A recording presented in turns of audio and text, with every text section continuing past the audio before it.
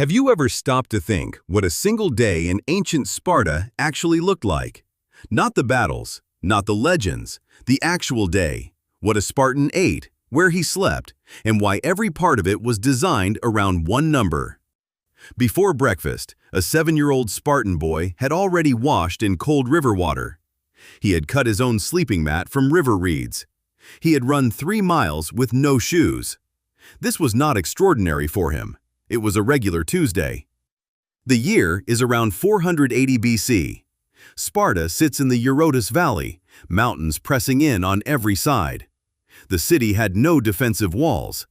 Other Greek cities built stone fortifications. Sparta built none. When a foreign envoy asked the Spartan king why, the king pointed at his soldiers. "Those are our walls." At its peak, Sparta held around 8,000 full citizens, called Spartiates. Below them, 25,000 free men with no political voice. Below those, somewhere around 200,000 helots who farmed every field.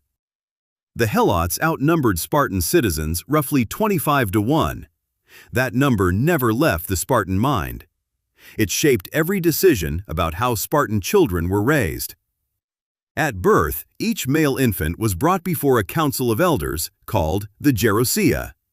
If the child looked physically weak, he was left on the slopes of Mount Apothetes. If he survived infancy, he had 7 years at home. Then the state took him. The agoge, Sparta's state training program, ran every male citizen from age 7 to 18. Boys were grouped into agalai, herds in Greek. Each herd slept, trained, and competed as a single unit. Their beds were reed mats they cut themselves.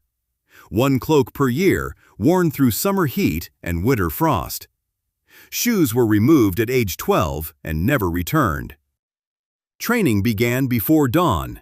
Running came first, always barefoot, always on rough terrain. Then wrestling, which Spartans called pale, a rehearsal for close combat when spears shattered in a phalanx. They also trained in javelin throwing, discus, long jump, and pancration, where broken fingers were treated as routine. Food was kept scarce on purpose. The staple dish was melis zomos, the black broth. Pig blood, vinegar, salt, and lentils boiled together.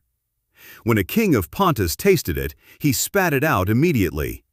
The cook told him, "To enjoy this, you first need to swim the Eurotas River." Boys were expected to supplement their scarce rations by stealing food from nearby farms and kitchens. The goal was stealth. Boys were learning to move without being seen. If caught stealing, you were beaten. The offense was being visible enough to get caught. Plutarch records the story of a boy who stole a young fox and hid it under his cloak. Guards stopped and searched him. The fox tore into the boy's stomach from inside the cloak. The boy said nothing. The guards found nothing. The boy collapsed once they walked away. Whether this happened precisely as described, historians, including Paul Cartledge of Cambridge, have debated for decades. But Spartans told this story about themselves. That tells you what they considered worth admiring. Spartan education also included music. The aulos, a double reed wind instrument, was played during battle. It set the pace of the phalanx advance. Rush it, and the formation fragmented. Slow it, and the enemy found the seams. Spartan speech followed the same principle as Spartan training. Few words, dense meaning. The word laconic comes from Laconia, the region Sparta controlled. When Philip of Macedon sent a message threatening to raze Sparta to the ground, the Spartan ephors wrote back one word: if. Philip never invaded. The reply cost nothing and communicated everything. Every afternoon, adult Spartan men gathered at the Syssitia, the communal mess hall. Every citizen paid a monthly contribution from his helot-worked land: barley, wine, cheese, figs. Kings ate here too. Same black broth, same portions, same table as every other soldier. If a man's harvest failed and he could not pay the monthly fee, He lost his citizenship on the spot. Spartan women lived differently from any other women in the Greek world. Athenian women rarely left the household. Spartan girls trained outdoors alongside boys from childhood. Aristotle, writing in the 4th century BC, complained that Spartan women controlled roughly half the land in Sparta. His disapproval was noted. The Spartan women appear not to have adjusted their behavior accordingly. Female training existed for a precise reason. A stronger mother was expected to produce a stronger soldier. At 18, every Spartan male entered the Crypteia. For 1 year, each man lived alone in the countryside with only a knife. Plutarch writes that Crypteia men were tasked with hunting helots who moved through the fields at night. The Crypteia maintained fear across a population Sparta could never outnumber. The Great Helot Revolt of 464 BC came after an earthquake killed thousands of Spartans. The war lasted 10 years and nearly ended Sparta entirely. The Agoge, the Syssitia, the Crypteia, every institution pointed back to one question. How do 8,000 people hold 200,000 in place, across generations? By evening, soldiers returned to barracks. Even married Spartan men slept there until age 30. A man could visit his wife at night, but was expected to leave before dawn. Plutarch records that some Spartan men had fathered children before they had ever seen their wives in daylight. At 30, a man was released from the barracks to live at home. Military service continued until 60. The phalanx was the foundation of Spartan combat, a locked wall of shields and spears moving as one body. The hoplon, the Spartan shield, was the one piece of equipment a soldier was expected to bring home.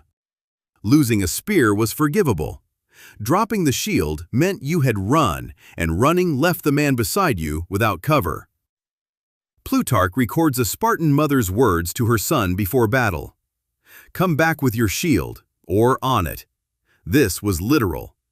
A man who came back without his shield had dropped it to run faster. The most studied battle in Sparta's history is Thermopylae, 480 BC. 300 Spartiates under Leonidas held a mountain pass. Against a Persian force, modern historians estimate at between 70 and 300,000 men. They held for 3 days. On the third, a local man named Ephialtes showed the Persians a path around the pass. Leonidas sent the main allied force away. He stayed with 300 Spartans and 700 Thespians. Every one of them died. Herodotus documented the battle in detail across 4 books of his histories. Xerxes had the body of Leonidas exhumed and beheaded after the battle. That is how seriously a Persian king treated a Spartan who was already dead. Sparta left almost nothing physical behind. The city was built of wood and mud brick, almost none of it surviving. Thucydides wrote that if Sparta were ever destroyed, future generations would refuse to believe it had been powerful. He was nearly right.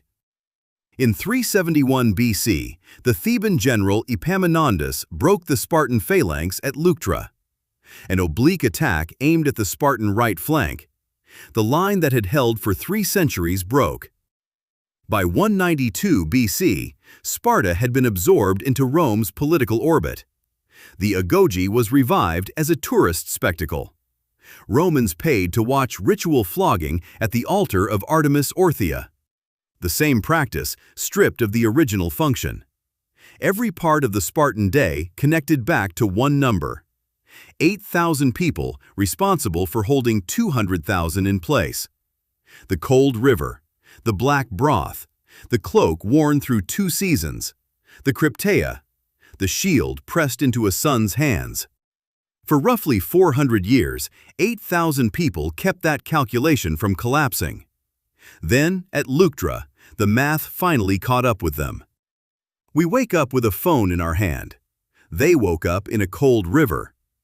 We choose what to eat. They ate what the state decided kept soldiers alive. We spend our 20s deciding who we want to be. A Spartan spent his in a barracks, training for a war he did not choose. 400 years of that system produced some of the most capable soldiers the ancient world recorded. It also produced a city that left no art, no architecture, and almost no writing. That is the difference between their world and ours. Would you want to live there?